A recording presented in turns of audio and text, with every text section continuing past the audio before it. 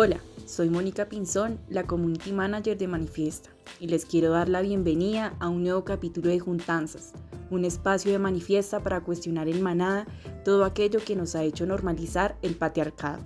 En este Juntanzas estamos con varias madres feministas para hablar profundamente sobre el universo de la maternidad, la decisión deseada de maternar y cómo eso se relaciona con el feminismo. Bienvenidas a este espacio de Juntanzas, un nuevo episodio de Manifiesta. Aquí lo que hacemos es un espacio de conversación entre madres feministas. Hoy estamos con Simona Sánchez. ¿Cómo estás, Simona? Hola, gracias. Antropóloga y periodista. Quisiera que me contaras cuántos años tienen tus hijos, cómo estás en este proceso de la crianza. Uno, por favor, no lo digas en plural. Tengo solo uno, he tenido solo uno en el plano espiritual y en el terrenal. Tengo 39 años y nada, fui mamá en el 2017 y creo que eso me dio como una vuelta con muchas cosas de la vida. Creo que no voy a tener más hijos, la verdad. Si me lo preguntan ahora mismo, no. Si el mundo cambiara, no. Tal vez no, mentiras, pero por ahora no. Digamos que soy mamá de un hijo único. También quiero darle la bienvenida a Adriana Abramovics, es activista de derechos humanos y periodista. Quisiera que me contaras un poco en qué estás en tu etapa de la maternidad, cómo ha sido este proceso. Hola, bueno, yo soy inmigrante venezolana, me mudé hace 7 años, soy madrastra antes que mamá y tengo una bebé en este momento de 1 año que se llama Uma. Creo que era. Y bueno, por último, Daniela Villamizar, artista visual, creadora de Diosa Cervecería. Cuéntame qué es Diosa Cervecería, cuántos años tienen tus hijos. También tengo solo un hijo, quería otro, pero muy difícil. Mi hijo se llama León, tiene 3 años y pues también, como supongo que lo hablaremos después en esta conversación, pero pues Diosa también nació un poquito porque él nació, como que son mis 2 bebés. Bueno, para empezar y un poco romper el hielo, siento que la maternidad ha cargado y se ha llenado de culpas gracias al patriarcado, ¿no? A este sistema que nos ha moldeado de cómo debería ser una maternidad o no.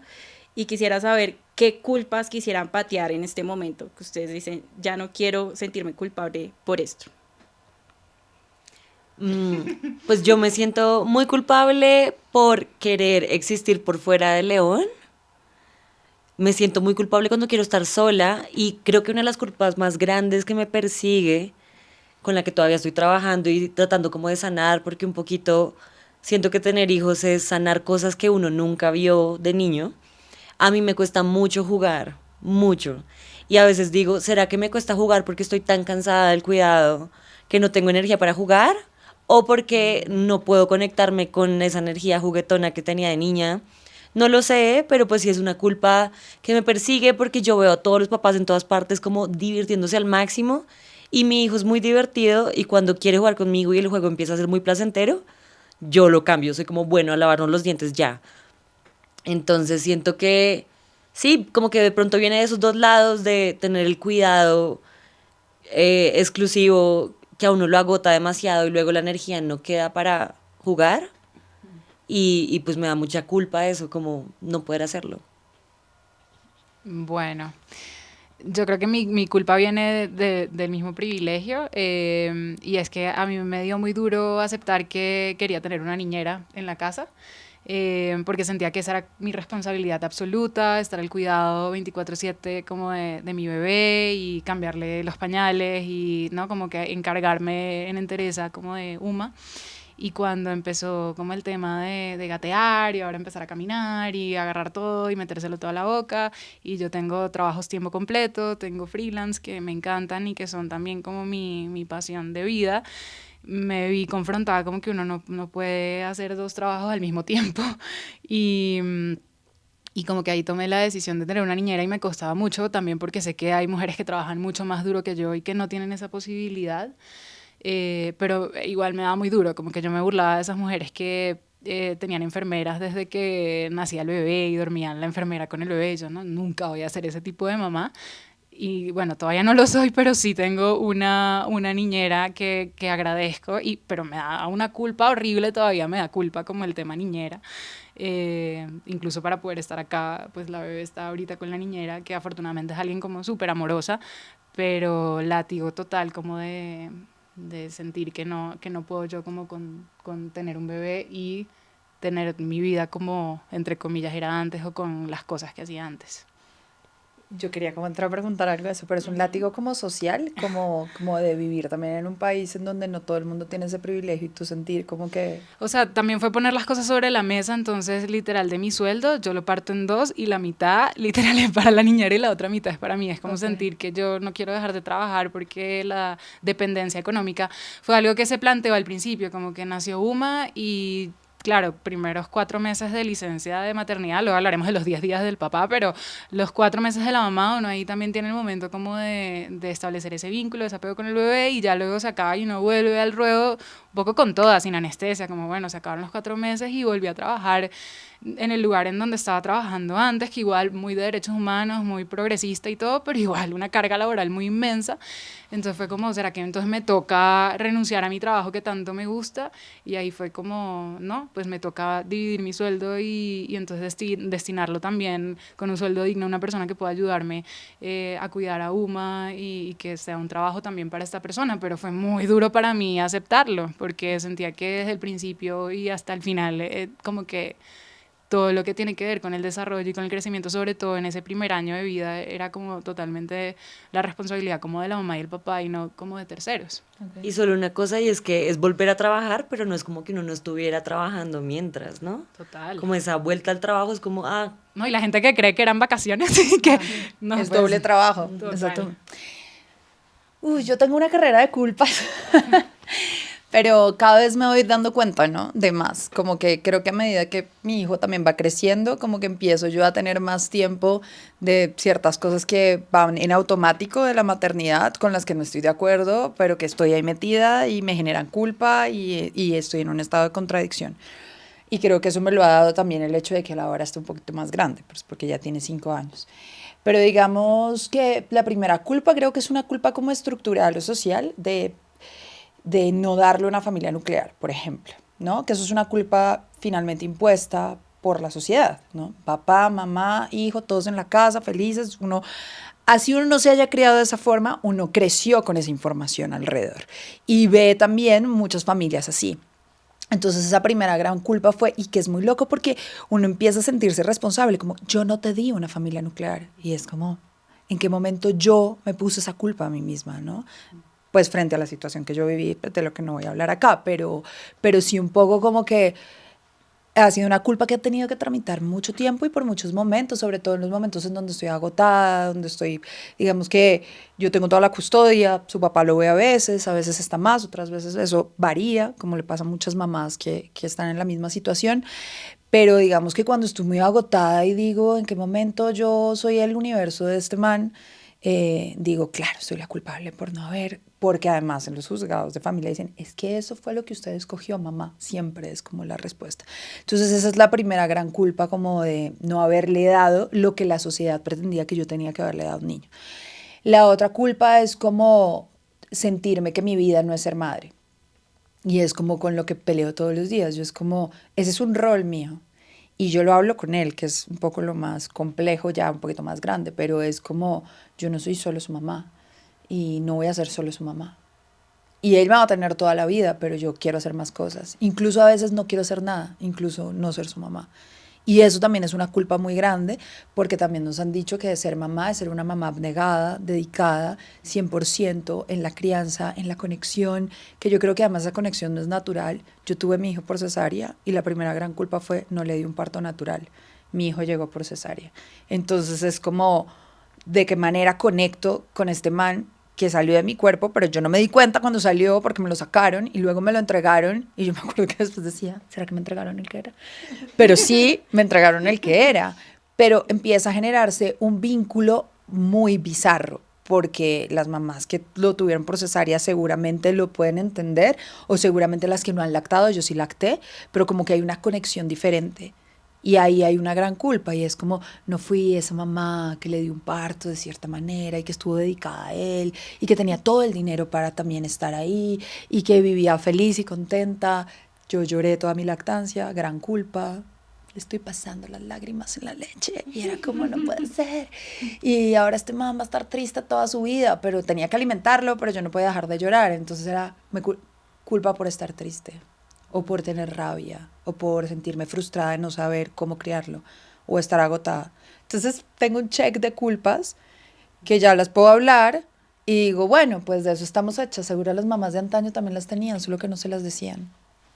¿Y en qué momento de su vida siento importante saber si ustedes antes de ser madres se consideraban feministas y cómo les ha ayudado a ustedes el feminismo? ¿Cómo ha sido esa experiencia significativa en el momento en el que ustedes se piensan la maternidad de una manera tan consciente y no naturalizan como este tipo de violencia, sino está pasando estas culpas, pero es por algo, ¿no? Entonces quisiera saber contigo, Daniela, cuéntame un poco más. Yo me siento súper ambivalente con el feminismo y la maternidad, porque por un lado, claro que me hizo elegir conscientemente y yo fui como, obviamente mi cuerpo, mi elección, quiero tener a este bebé, sí, con toda. Eh, También siento que al principio a mí el feminismo me hizo sentir culpable. O sea, yo oculté mucho mi embarazo y en parte era porque yo sentía, ahora veo claramente que no era así, pero yo sí sentía que habían unos ojos mirándome como de cómo vas a abandonar toda tu carrera, cómo vas a ser estúpida, porque desde el feminismo siento que no está en nuestra agenda principal las maternidades elegidas y es algo como que tenemos que empezar a poner sobre la mesa porque es el primer trabajo del mundo y es sobre lo que menos hablamos en términos de igualdad. O sea, siento como que no veo voceras hablando de esto. Entonces, al principio me dio como la seguridad de saber que yo podía elegir, pero sí siento que me abandonó mucho y que no me dio, o sea, cuando yo empecé a pensar en mi plan de parto, me di cuenta que no sabía nada sobre mi cuerpo. Entonces era como, hemos hablado de maternidades elegidas por mucho tiempo, pero realmente no conocemos nada y tampoco siento que estemos haciendo, no estamos avanzando en el tema de cómo, por ejemplo, las licencias tienen que ser más equitativas, porque en Colombia al tener nosotras 4 meses y los hombres 10 días, de primerazo se pone sobre la mesa que las mujeres son las cuidadoras principales y que los papás vayan a proveer, que es como desde ese primer inicio todo está mal. Entonces siento que el feminismo me ha ayudado como mujer y también como para no sentirme culpable por tener una vida aparte de León, pero, pero no es como que yo diga, "Ah, el feminismo me está salvando". Siento que es al contrario, es como, ¿por qué no empezamos a mirar a las mujeres, incluso las mujeres que no se consideran a sí mismas feministas y que son mamás, son mujeres que tenemos que proteger entre todas y que tenemos que acompañar y que tenemos que crear una comunidad? Entonces siento que eso aún no está pasando. Sí.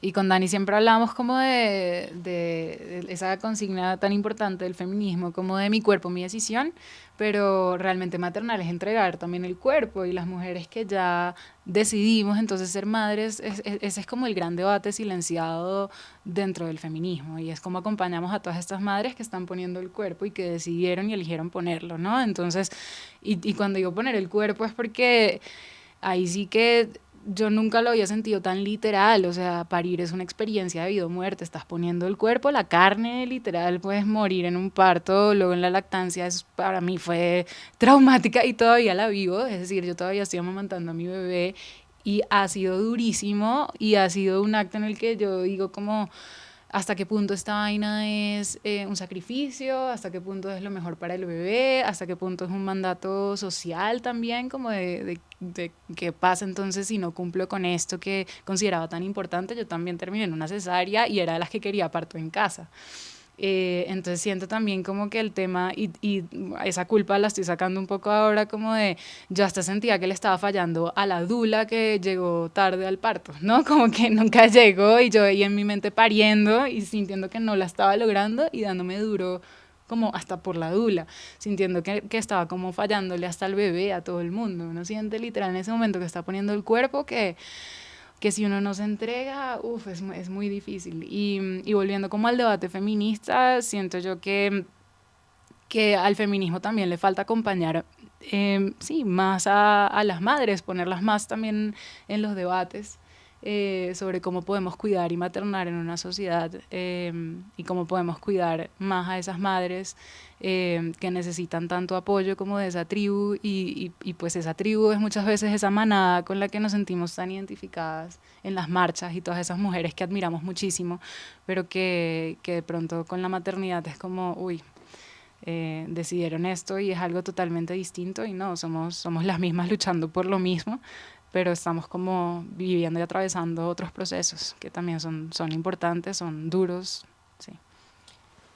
A mí me pasa que, digamos que uno, o por lo menos yo, como que tuve mucho contacto con el feminismo antes de ser mamá, ¿no? Y antes de todo como lo que viví, pero era ese feminismo que pone como antagonista a la maternidad, ¿no? Entonces como es mejor no elegir ser madre, ¿no?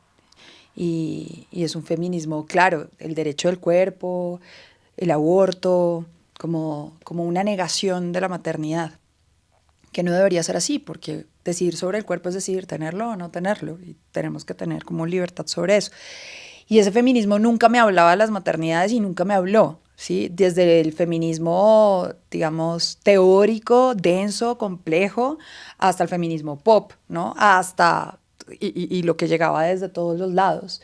E incluso todas esas mujeres, ya también madres o mujeres grandes con las que uno creció de referencia, ¿no? Era como, es feminista, no tuvo hijos, ¿no? Tomaba pastillas, era pastilla anticonceptiva. Pero después de que soy mamá y todo lo que gira alrededor de ese universo de la maternidad y de violencia de género que yo viví particularmente, a mí sí literal el feminismo me salvó la vida. Y me lo salvó desde muchos frentes, como que me puso unos lentes de contacto diferentes con todo lo que yo estaba viviendo. Y el feminismo logró sacarme también de una situación en donde mi hijo, todos estábamos implicados, sacarme de ahí a las malas, porque también en ese mismo discurso de como ya no fui la antagonista, sino que fui mamá, tengo que preservar la familia como de lugar, y para que mi hijo esté ahí, y eso es una manera de maternar, ¿no? Como de la leona que preserva la manada, así seamos todos caníbales por dentro. Y el feminismo fue el que me dijo, no, ¿no? Y el feminismo fue el que me llevó a mí a una comisaría de familia, el feminismo fue el que me hizo pensar en los derechos de mi hijo y en mis derechos, y el feminismo fue el que me puso también a cuestionarme a mí misma de qué manera estaba ejerciendo esa maternidad y qué tipo de mujer era yo siendo madre. Y en ese camino empieza también uno a ver mujeres que están en esa misma movida, entonces las redes sociales en eso ayudan un montón.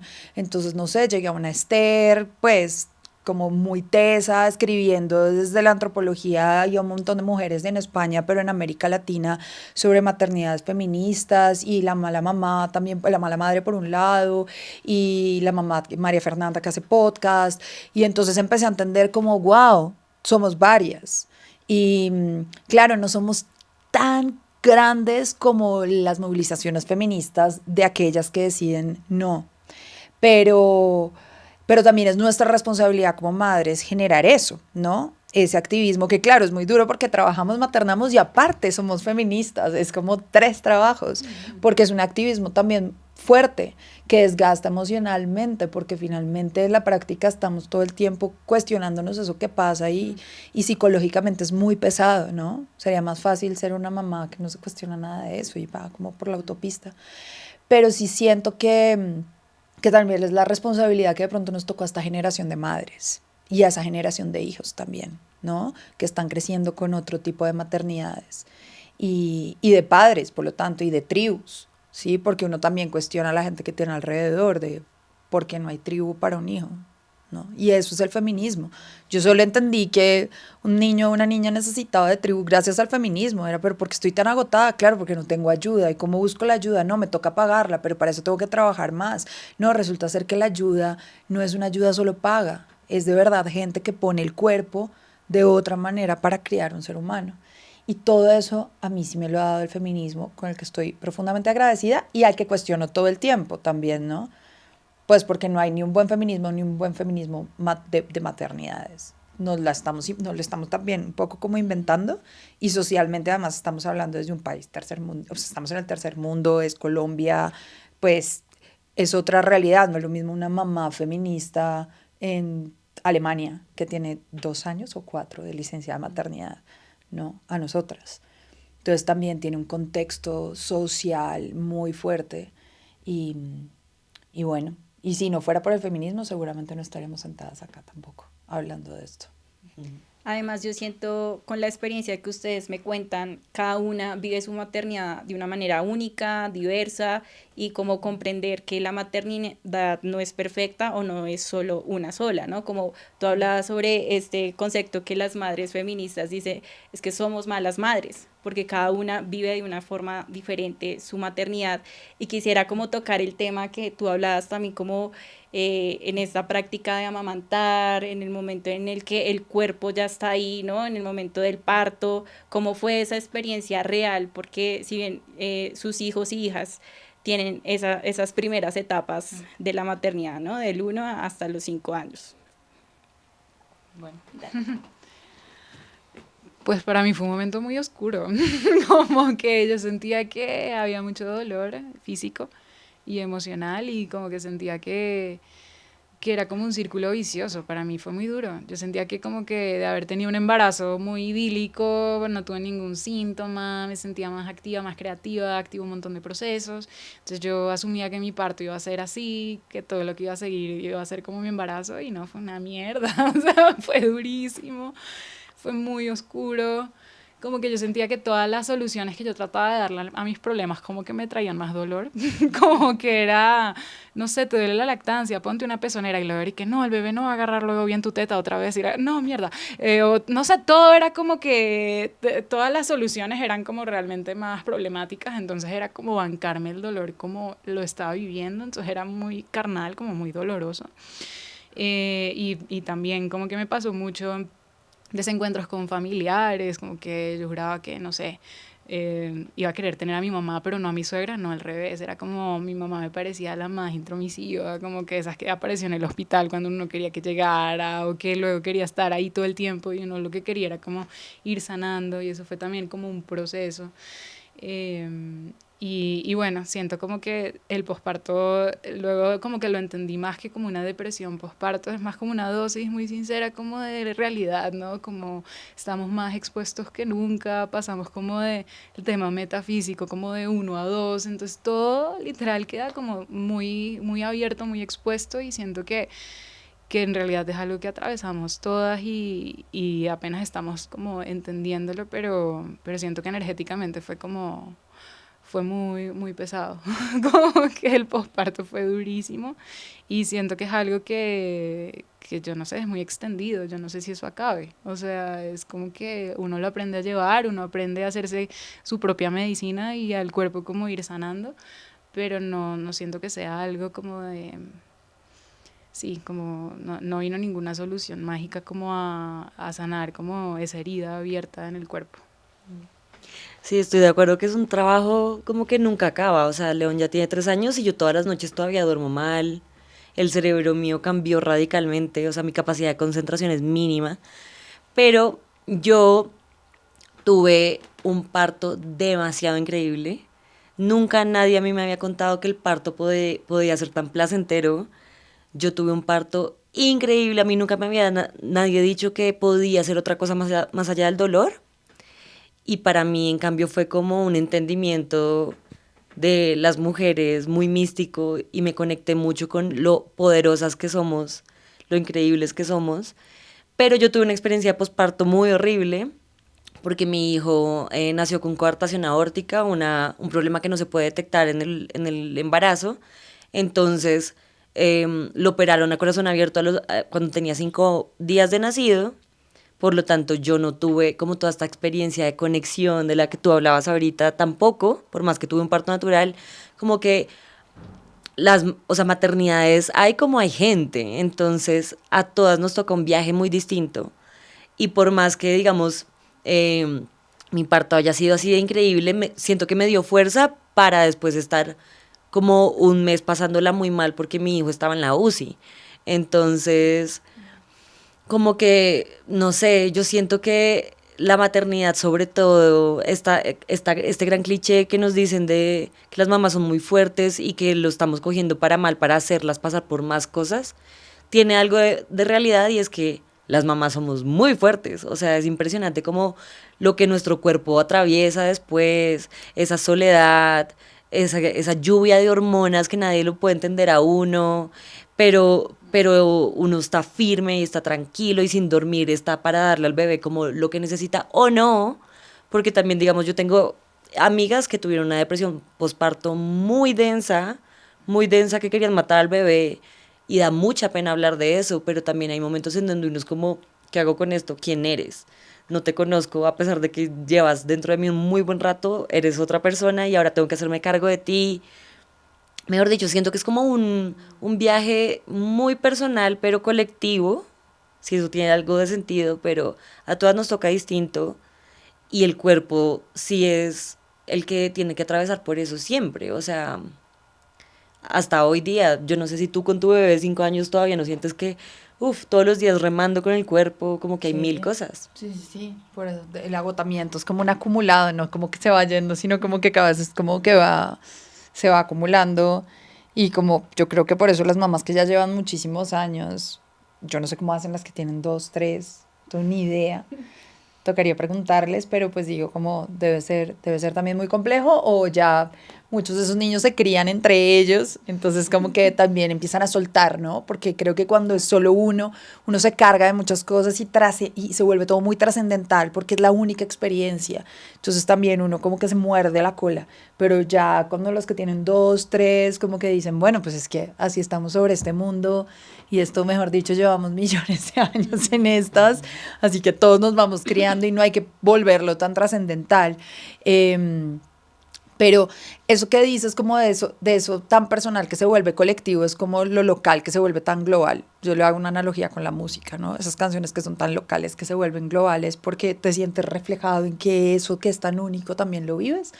Creo que es lo mismo que pasa con lo que acabas de decir, de eso que es tan único y tan personal y después somos tantas viviéndolo de esa manera. Eh, Hay un libro que tiene que ver como con el viaje con de la sombra, ¿no? Como con la sombra. Y yo sí siento que el posparto de alguna manera es enfrentarse con una gran sombra. O sea, dar a luz implica tener una sombra alrededor muy fuerte. Pues, porque si no, una cosa no existe sin la otra. Y esa sombra pues es el cúmulo de todas las sombras de nuestras ancestras también, pues yo no sé, yo creo resto en eso. Y muchas veces ese camino del posparto tiene que ver con muchas de las formas en que nuestro linaje hizo eso, ¿no? Como que somos un canal ahí energético muy grande. Y eso de alguna manera hace que uno se salga como del plano personal y diga, bueno, esto que estoy viviendo también es en nombre de este árbol genealógico y tal vez lo estoy viviendo de esta manera por eso. Eh, Sin embargo, como lograr vivir con esa sombra y ser funcional, creo que es lo que es súper denso, ¿no? Porque es un duelo finalmente. O sea, uno se está desprendiendo del cuerpo de uno, ya no vuelve a ser lo mismo.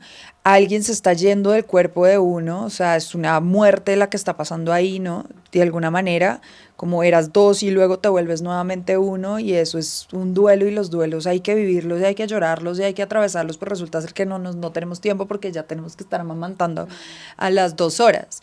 Y aparte de ese duelo, es el duelo de la mujer que uno era, porque ya el cuerpo no vuelve a ser igual, uno no vuelve a sentir igual, no vuelve a pensar igual, el deseo se reconfigura de la manera en que uno tampoco ni idea sabe. Hay mujeres que se vuelven como, están excitadas todo el día y quieren sexo todo el día en el posparto, hay otras que les cuesta mucho trabajo volver a reconectar con su sexualidad, y entonces es como que el deseo se aniquila, y lo que decía ahorita Adri, la relación con la madre, uno deja de ser hija para ser madre. Entonces, como que la persona que más admirabas de pronto es como la que, hay unas que las escuchan, pero otras que decimos, no, no te quiero escuchar, porque hay como uno empieza a revelarse también un poco de eso y eso genera una oscuridad muy grande porque Es muy loco, como que quienes más necesitamos que nos maternen somos las mamás, pero estamos maternando y el mundo nos deja de maternar porque es como, bueno, ya te tocó el papel de protagonista de maternar la sociedad.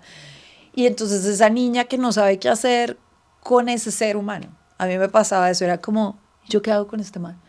O sea, desde cambiarle un pañal hasta no te entiendo. Estaba llorando y yo me acuerdo que yo lo miraba y le decía, no te entiendo, no entiendo lo que me estás pidiendo, no sé cómo dártelo. Y me frustraba mucho, hasta estar en el loop y la cuarentena y no salir de la casa, no bañarse a veces, no tener tiempo para nada y de pronto como, ¿quién soy? Y las jodidas redes sociales que como en la pandemia pueden dañar la cabeza a cualquier madre ahora y es como todo el mundo sigue su vida normal y yo estoy aquí en esto y ¿qué hago? Pero es la única, es también las distracciones que tenemos. Entonces a mí eso me dañaba mucho emocionalmente, ver a todo el mundo haciendo cosas y yo como destruida en la casa con un ser que además era como necesito ayuda, pero tampoco tenía ayuda, mis amigas tampoco sabían cómo ayudar, el papá de mi hijo seguía su vida, entonces, no sé, él llegaba de fiesta y yo decía, ¿y este man por qué se va de fiesta? Y yo estoy acá, ¿no? Y después, pues él intentaba, claro, aprender a ser papá también debe ser una vuelta muy rara, yo de eso no puedo hablar, ¿no? Ser muy extraño. Y, y como no generaron espacios empáticos, ¿no? De la crianza. Y eso todo es muy oscuro, todo es profundamente oscuro. Eh, y uno, y la oscuridad se hace más grande porque uno siente que no está mereciendo lo que le contaron que era. Y ahí sí el mundo pop creo que ha hecho un gran daño a la sociedad. O sea, como nada de lo que estoy viviendo es lo que me habían dicho que era. ¿Qué hice yo para que esto esté pasando? ¿No? Entonces, claro, es una oscuridad que nos vuelve muy fuertes. A mí me pasa ahora que tipo yo me voy de fiesta y de pronto tengo un aguante de dormir 4 horas y despertarme como si nada y digo, eso es porque soy mamá. ¿No? Es como que como el entrenamiento o el nivel de paciencia que uno tiene o la manera en que te paras frente a cierto tipo de cosas y eso es gracias a ser mamá.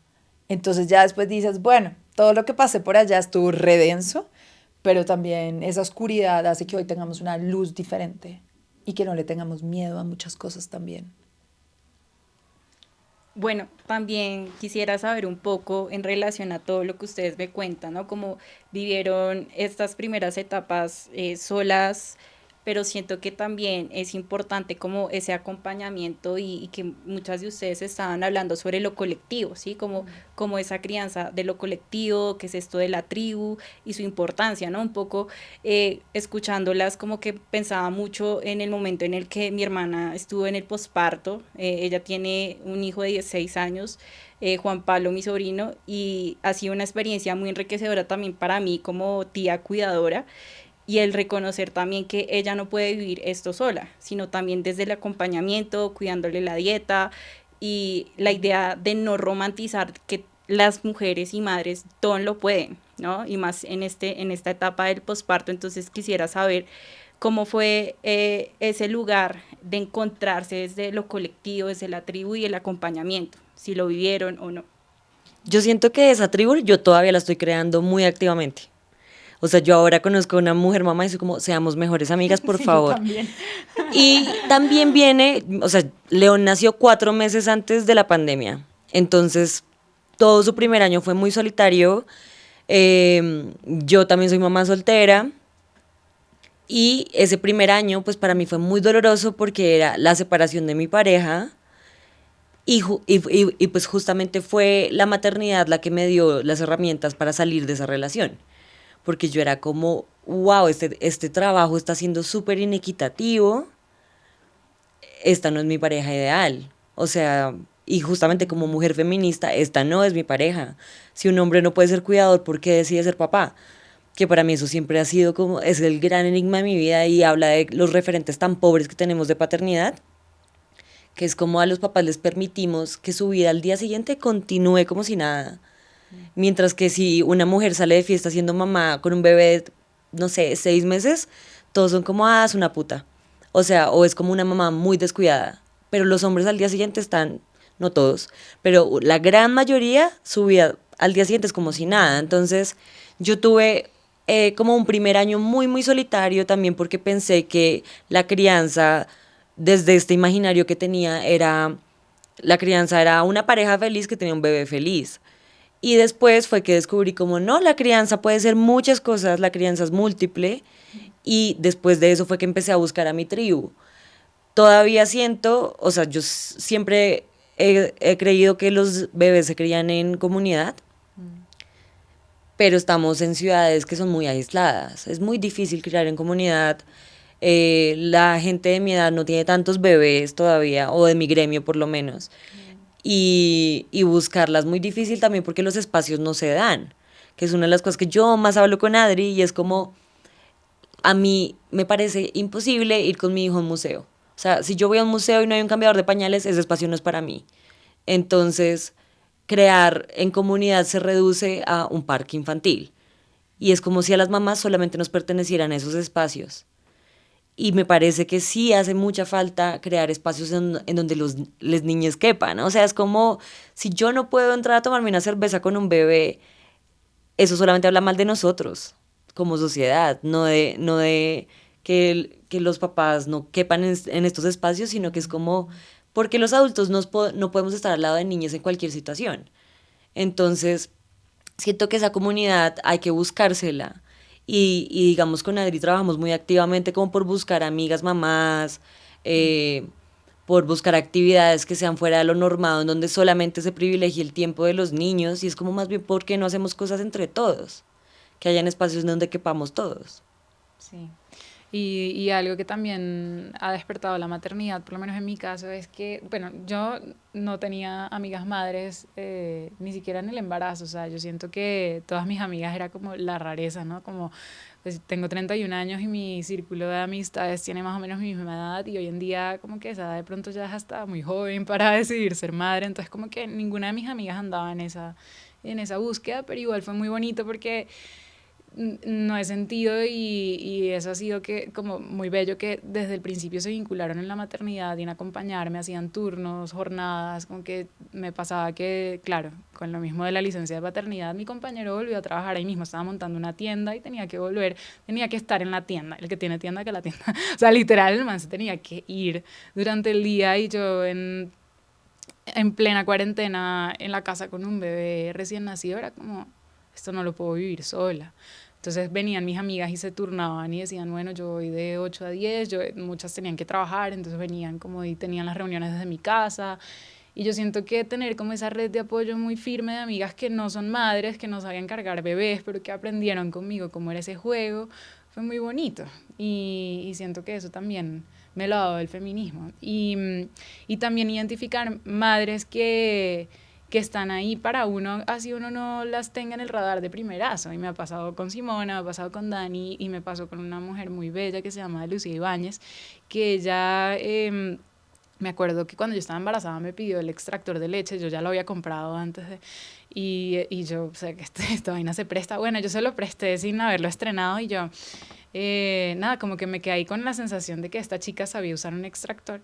Y cuando yo salí del parto muy afectada, tenía como la saturación de oxígeno en la mierda, estaba taquicárdica, o sea, mi bebé salió perfecto y yo salí muy mal. Entonces me tenían que hacer un montón de exámenes, no nos daban de alta, era como por mi culpa, porque mi cuerpo estaba como realmente, y que por mi culpa. ¡Ay, qué horror! Bueno, ustedes entendieron. No, como que realmente mi cuerpo estaba muy descompensado. Entonces, como que la única negociación que pude llegar con el hospital era que, bueno, porque me tienen que hacer un examen que se llama Angliotac de alto contraste, que era que te meten un líquido pesado por las venas en una máquina como de rayos X, y ahí ven si tienes un tromboembolismo, o sea, si tu cuerpo, un trombo, o si tienes potencialidad de hacer tromboembolismo. Entonces, como que yo me negué porque eso limitaba la lactancia, porque ese metal pesado iba a pasar por la leche, entonces tenía que dejar de amamantar a Uma por 24 horas.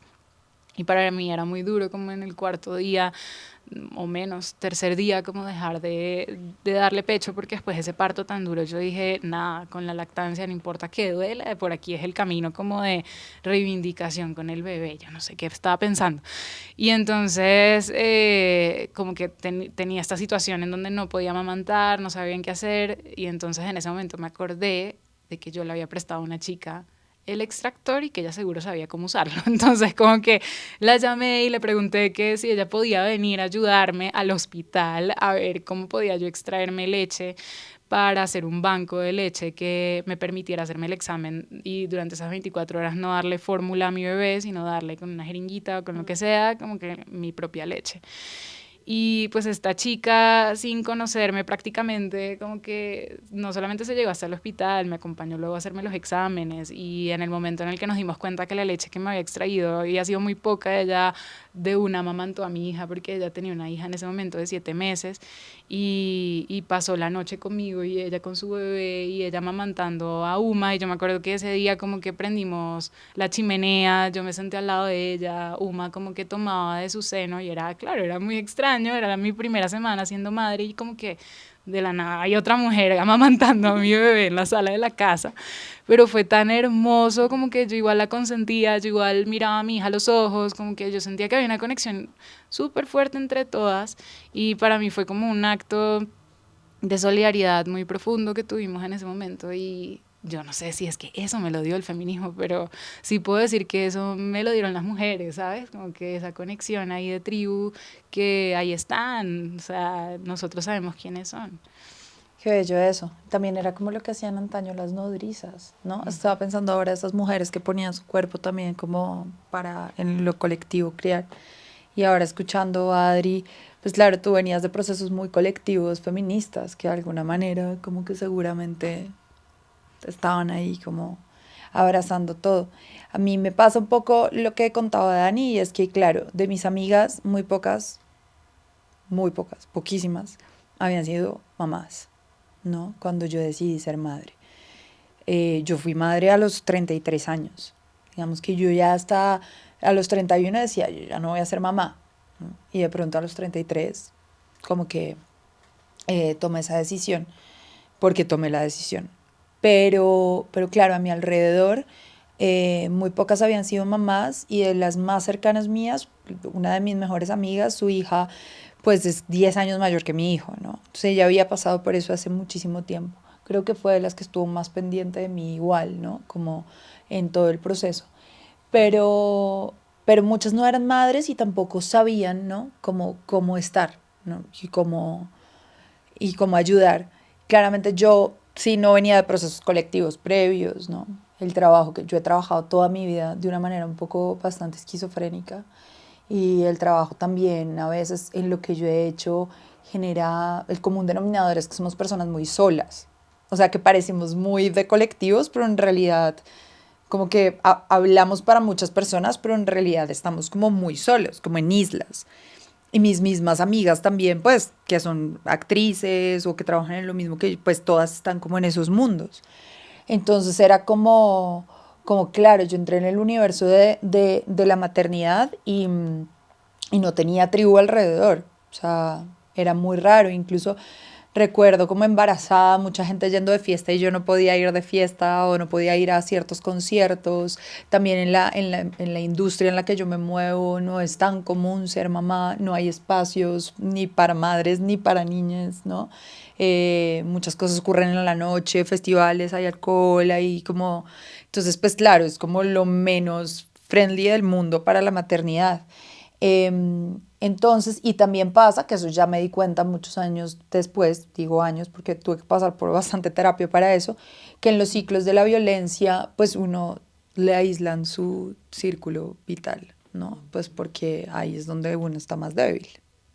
Entonces, pues claro, yo estaba lejos de un montón de gente, pues de casi todo el mundo, excepto lo más cercano, que sí, mejor dicho, fueron el todo, que fue como mi mamá, mi tía y mi prima, que ellas tres pues que son mi familia más cercana y hasta la fecha son las personas que están más pendientes de la vida de mi hijo y quienes lo cuidan y quienes estaban, no sé, mi prima, la primera persona con la que durmió Emilio, aparte de su papá o yo, fue con mi prima, la primera persona que lo cambió fue mi tía después, mi mamá, mejor dicho, se puso la 10 la 20 y así a mí yo estuviera en contra de todas las cosas como ella maternaba, ella era la primera línea. O sea, ella entendía más a mi hijo que yo. Sí, él está llorando porque le pasa esto, no sé qué por lo otro. Y era como, wow. Entonces, pues, mal o bien, nuestra relación era muy compleja, pero ella con mi hijo era el todo por el todo. Y ahí yo tenía mi tribu, ¿no? Que es la familia, finalmente. Pero a mí sí me ha costado mucho entender, o sea, yo como que lo veo y digo, es increíble estas tribus que todos crecen con todos. Yo digamos que todavía no la vivo, tampoco ya me pesa tanto, pues porque ya tiene 5 años, ¿no? Entonces ya digo, bueno, ahora el man quiere jugar, va donde sus amigos del colegio, el amigo del jardín y, y ya como que otra de mis amigas acabó de volver a ser mamá, la que había tenido su hija hace mucho tiempo, entonces como que ya podemos parchar y ahí poco a poco uno se va dando cuenta. Yo deseo lo que dice Dani, todo el tiempo lo deseo en mi vida y cuando veo la gente, por ejemplo, no sé, en Europa que salen sus hijos y salen ellos y se van a un bar y están parchando y los niños juegan o como que hay espacios colectivos y en los festivales van niños, yo digo, mi hijo todo el tiempo me dice, ¿por qué no puedo ir contigo? Y yo, porque hay licor y me dice, pero yo no voy a beber. Dice, no va a tomar. Y yo como, pues muy inteligente de él, claramente, el problema no es de él, es claro que acá estamos en un país en donde el licor y los niños no pueden convivir porque somos muy violentos, pero ese tipo de cosas hacen que esa colectividad sea más compleja y que dependiendo del escenario que uno habite o las colectividades que uno habite, abraza más o es más rara, ¿no? Y en mi caso era como, es muy raro.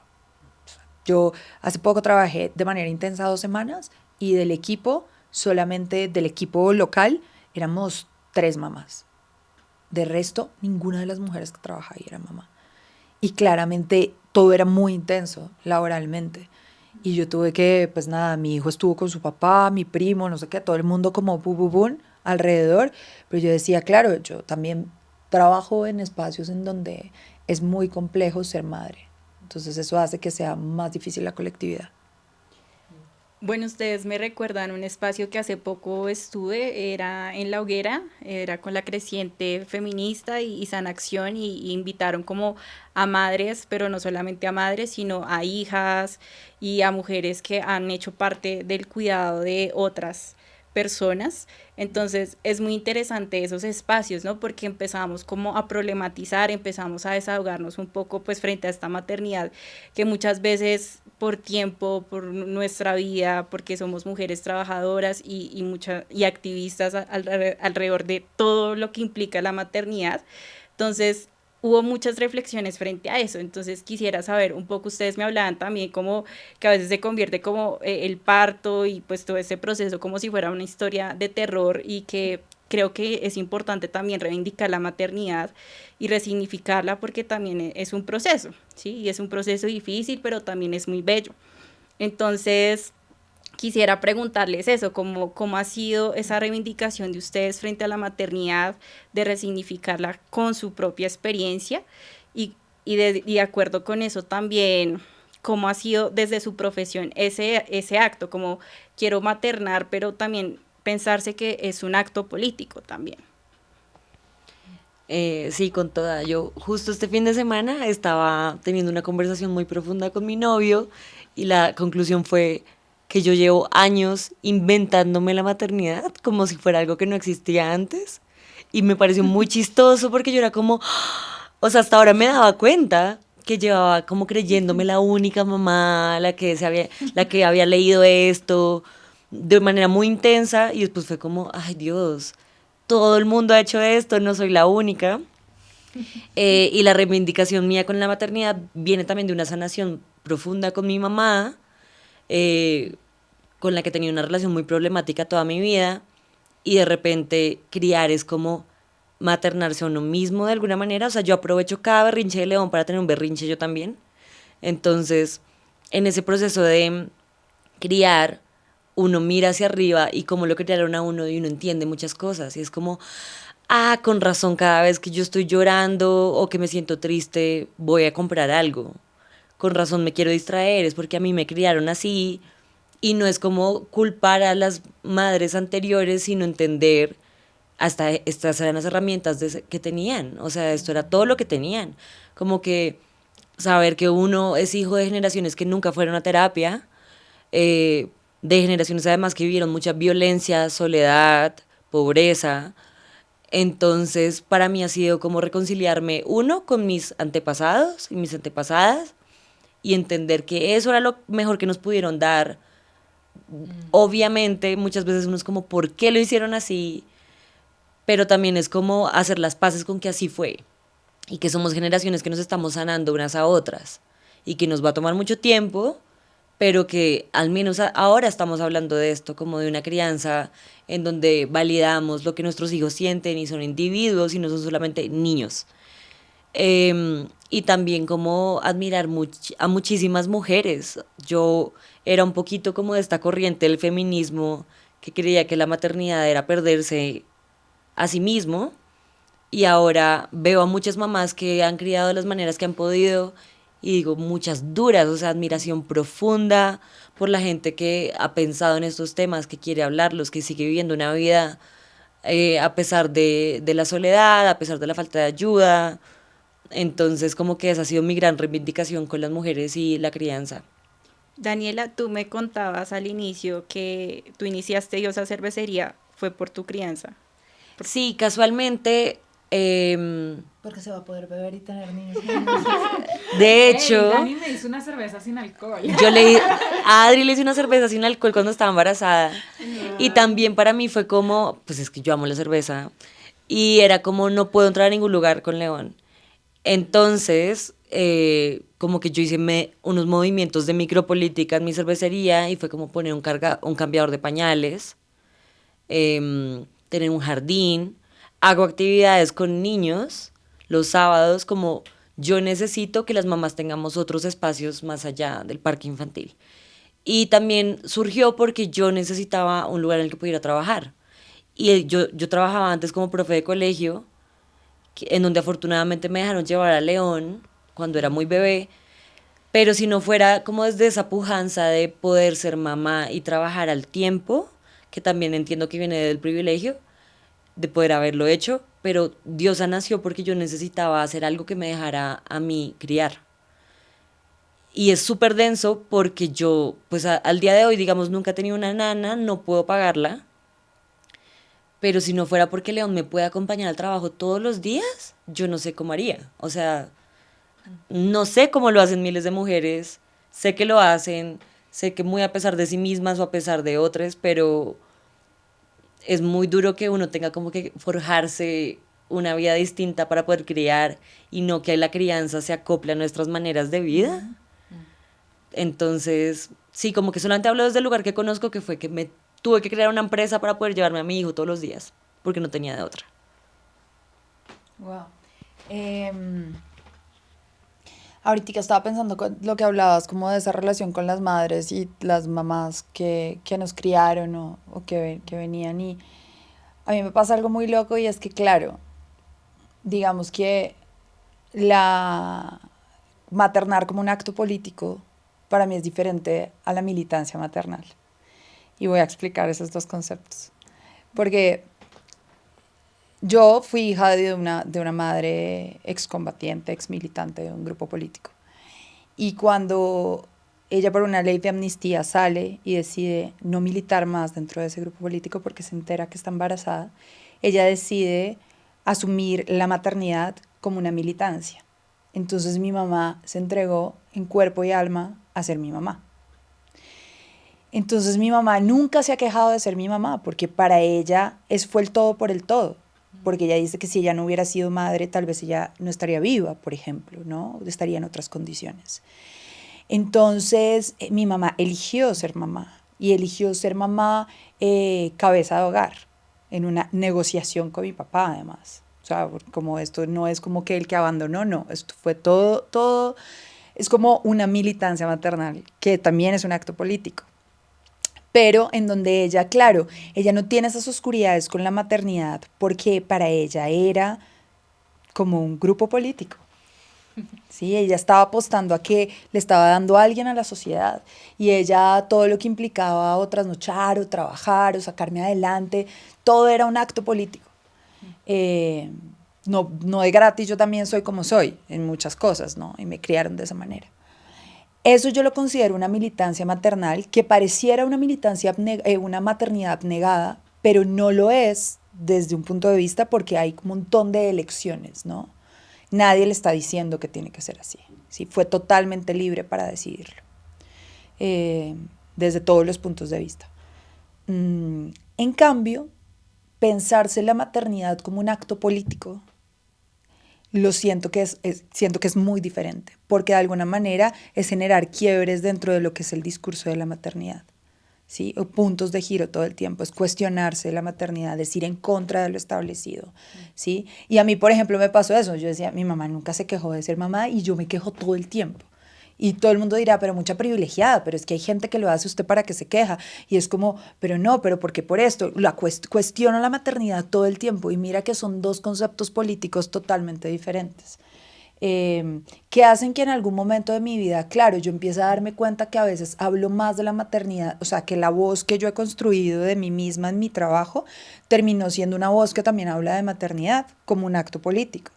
Y hay mucha gente que a mí me escribe, es como, gracias por escribir lo que escribes con respecto a ser mamá, gracias por contar lo que dices con respecto a ser mamá. Y yo digo como, wow, sí, claro, yo gesté una voz, gesté un hijo y ahora como que hay un camino muy político.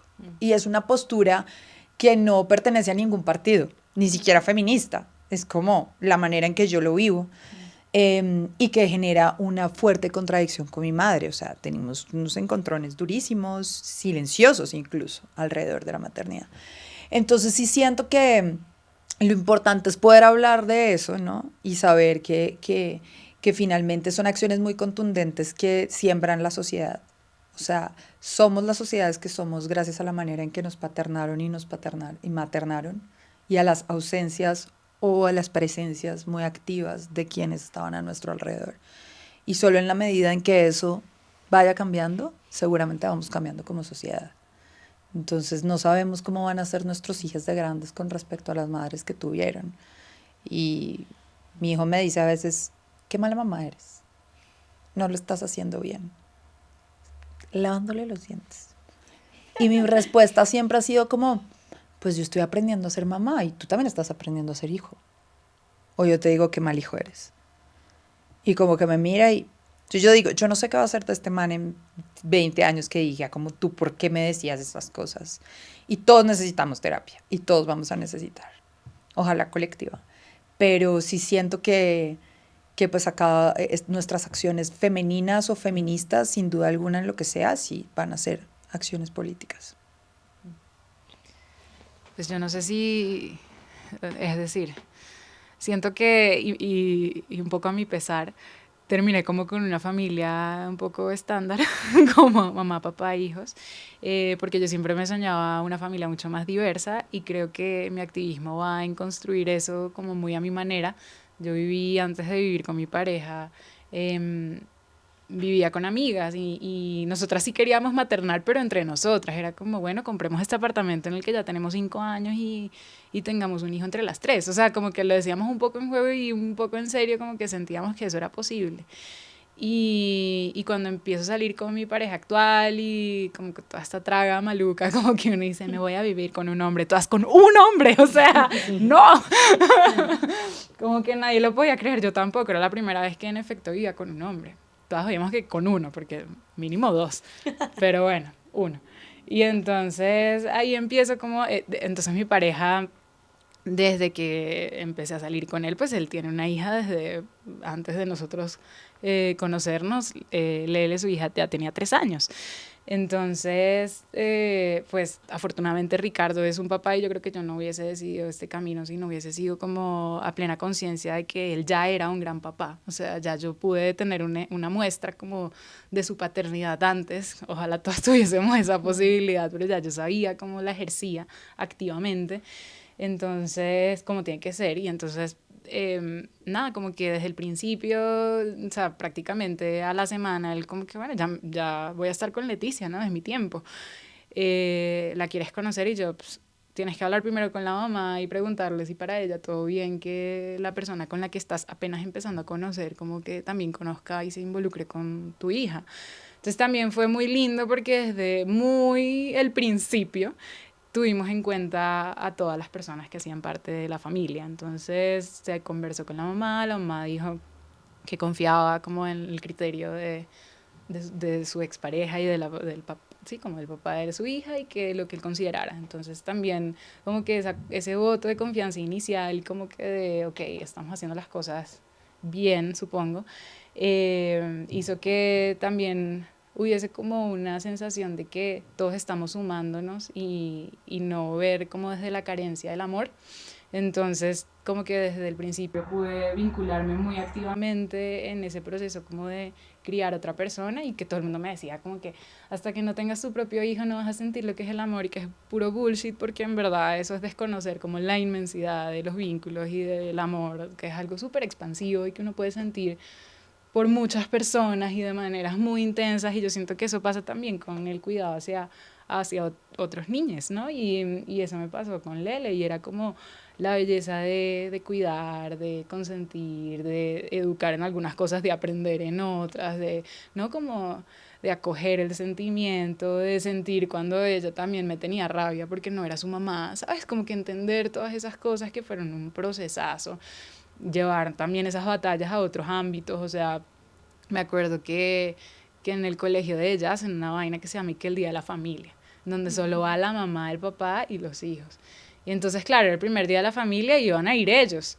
Y yo desde el principio como, bueno, claro, esa es su familia, pero de pronto no es su conformación familiar, como, ¿por qué no vamos? ¿Por qué no voy yo? ¿Sabes? También. Y creo que era pandemia en ese momento, no, solo puede ir mamá y papá, y yo quedé muy rayada con esa vaina. Bueno, llegó el siguiente día la familia y yo esta sí que no la paso. Fuimos todos y fue muy lindo porque entonces fue la expareja con su nueva pareja, con las dos hijas, fui yo con Ricardo y con Uma y con Lele, entonces también fue como, también decirle a la institución, como así sea el colegio, hey, no, estas son las nuevas familias y también existimos y así somos y también nos queremos y parte también como de esa apuesta es que nosotros decidimos nombrar a la mamá de la hija de Ricardo, la madrina de mi hija. Y es también como equilibrar un poco esos roles, como que ella permitió muy amorosamente como que yo ingresara a la vida de su hija de una manera, ¿no? Como muy generosa, como, ok, puedes tener un puesto importante acá en la vida de esta persona. Y yo sentía que la única manera también en la que se podía como volver a balancear esta ecuación era que ella tuviese ese mismo vínculo con mi hija. Era como, ok, la manera de equilibrarlo es que tú también te puedas vincular activamente y no como la hija de tu ex compañero, sino que tú también te preocupes por el bienestar de todos. Al final todos buscamos eso en la familia, es como que el bien común, indiferentemente de cuál sea esa conformación. Divino. Sí. Es muy hermoso todo lo que ustedes me cuentan frente a sus experiencias, también un poco a reconocer que hay otro tipo de familias, ¿no? Como que siempre le dicen a una, hay una familia tradicional, la mamá, el papá y los niños y las niñas, pero encontrar esos vínculos con otras personas, también encontrar estas segundas oportunidades, ¿no? Como tú me decías, tú eres madrastra, también el padrastro, y que se vincule, que muchas veces siento que, por ejemplo, la experiencia de mi hermana, muchas veces se estigmatiza, ¿no? Como tú no puedes estar con otra persona que no sea el papá de tu hijo biológico, ¿sí? Entonces, bueno, ya como que el tiempo se está terminando y quiero como finalizar con esta pregunta y es como que ustedes me den 3 tips de cómo vivir una maternidad feminista o vivir de otra manera la maternidad. 3 cada una. Para mí el primero puede ser como vivir y dejar vivir en la pluralidad y en la diversidad, como entender que todas somos mamás distintas y que ninguna tiene gobernancia sobre otra, pero sí apoyo. La segunda, buscar y crear más comunidad, buscar apoyo y en esas familias plurales buscar crianzas que también sean de amigos, que también sean de familias extendidas. Em, y la tercera, yo creo que una muy importante es criar desde el entendimiento que los niños tienen consentimiento desde chiquitos, como que no podemos empezar a adultos reclamar algo que no enseñamos en la crianza. Entonces, desde muy chiquitos, como criar desde el lado del consentimiento y de entender que los niños tienen un cuerpo y un deseo y una decisión. 3, bueno, a ver.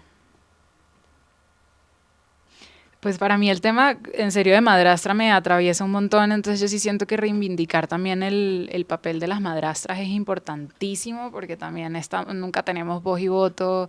Si empezamos a salir con alguien que tiene hijos, siento que tenemos que jugar.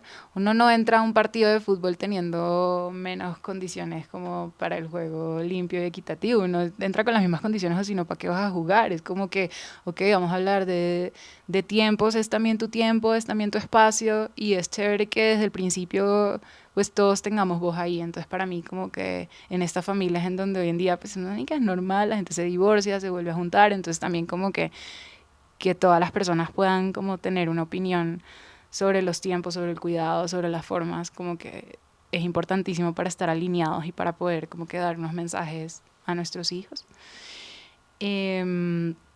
Fortalecer como la red de apoyo desde el embarazo, siento que es importantísimo, como que entre todas digamos, que yo voy a pasar por esta vaina, no me dejes sola, o sea, como que, ¿no? Que esas amistades sepan que las necesitamos y que estén ahí en efecto como para nosotras, para cuidarnos, para alimentarnos. O sea, las madres tienen que estar bien para poder estar bien para sus hijos, entonces ese tiempo de alimento, de descanso es crucial para nosotras, y yo creo que si queremos también una maternidad feminista, pues también ese entorno tiene que brindarnos esas condiciones. Y que el tercero se los debo, no, mentira. No, o sea, yo la verdad es algo muy que no es como un consejo ni nada, pero para mí tener un momento al día de tomarme una bebida caliente no es un consejo feminista, pero es como un consejo de vida. Uy, para mí salir a la calle y como tomarme un café y como estar sola y no me genera culpa, no me genera nada, me genera puro auténtico placer orgásmico. O sea, donde está mi café ya solita, y es como, sí, que esos tiempos al día uno se los pueda dar, como que ojalá los podamos tener. Sí. Wow, 3. Todos. Tú los tenías así de rabia. ¿Qué tal el mío al final y que un café? Wow. Bueno, creo que el primer tip de una maternidad feminista es poder elegir ser madres. Y que la sociedad entera respete que si una mujer queda embarazada y no quiere ser madre, pueda elegir no hacerlo. Porque sea lo que sea, quienes elegimos ser madres, aunque pasemos por momentos muy oscuros y muy complejos y muy difíciles, digamos que la consecuencia de tomar una decisión es: yo asumo esto y finalmente esto hace parte ¿no? de eso que quise, con toda la complejidad.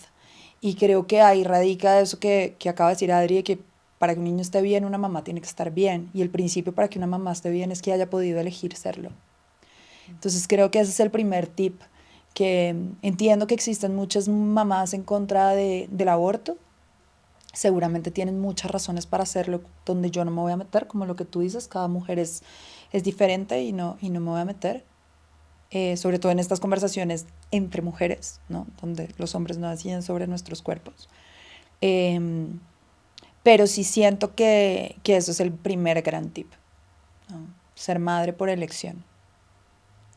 Con todo el peso de la sociedad que tenemos, de que a veces dicen que las mujeres nos tenemos que realizar solo en el momento en que somos madres, ¿no? Eso creo que es lo primero que se tumba ahí. El segundo tip es: no se crean nada de lo que les dicen, incluyendo todo lo que nosotras les estamos diciendo, porque la experiencia de cada una es diferente, porque las sombras de cada uno son diferentes, porque la red en 3D y ancestral es diferente. Entonces es como una oportunidad del universo que nos está dando a cada una para vivir algo absolutamente único. Somos o sea, como dicen eso, como tan diferentes como 2 gotas de agua en un universo, en un mar de maternidades. Entonces, eso, como que ningún discurso alrededor de la maternidad tiene una verdad absoluta, ningún tipo de crianza, ningún pediatra, ni terapeuta, ni abuela sabia, cada una, en todas nosotras habitan todas esas. Entonces hay que escuchar, pero creo que a veces también nos viciamos mucho como de seguir líneas, ¿no? Como pensando que así es que debe ser. Y ahí caemos exactamente en lo mismo que nos vendieron. Entonces creo que parte de un tip de una maternidad feminista es que de por sí somos como insurrectas. Entonces no nos comamos el cuento de ninguna de esas maternidades, incluyendo las que van por las líneas feministas. Y la tercera es que no pensemos que hay una relación de poder con nuestros hijos y que es totalmente vertical. Creo que somos dos almas horizontales que nos estamos enseñando y aprendiendo todo el tiempo y que aunque hay límites y guías y somos guías, madre, alimento, mano, yo sí siento que hay quienes dicen, esas conversaciones no son para tener con niños, yo no es que le hable de todo a mi hijo, pero sí, nunca como que lo disminuyo al lugar en donde él no me va a entender. Y más que además me tocó un hijo varón, re varón. Digo, porque lo manifiesta todo el tiempo, así es, todavía por lo menos no. Pero por eso precisamente es como que yo digo, wow, o sea, soy una mamá feminista que tiene un hijo nacido varón. O sea, me pusieron a charlar con estos manes desde que llegaron al mundo. Y eso para él es un aprendizaje y para mí es un aprendizaje de prueba y error. Entonces sí siento que no nos dé miedo tener conversaciones, obviamente con las palabras, o sea, hay todo un montón de recursos, ¿no? Para poder utilizar en esa manera en que nos comunicamos con nuestros hijos, pero creo que eso hace parte fundamental de la crianza, más allá de la supervivencia, de cuidar, alimentar y demás, ¿no? Ahí es donde está. Entonces ese es el primer gran tip. Ahí es donde no son solo las charlas entre nuestras amigas feministas, sino con nuestros hijos. Ahí está el activismo. Bueno, muchas gracias a Simona, a Daniela y a Adriana por estar en este espacio lleno de reflexiones. Siento que debemos seguir hablando sobre la maternidad y más en Manifiesta. Quiero que promovamos este tema de la maternidad, de las maternidades diversas también, y reconocer que aquí está el espacio pues de ustedes y que siempre está muy abierto al tema de las maternidades. Entonces, muchas gracias. No olviden seguirnos a nuestras plataformas como @manifiestamedia. Entonces, comenten qué otro tema les gustaría hablar sobre la maternidad y ya. Entonces, chao. Chao, gracias. Chao.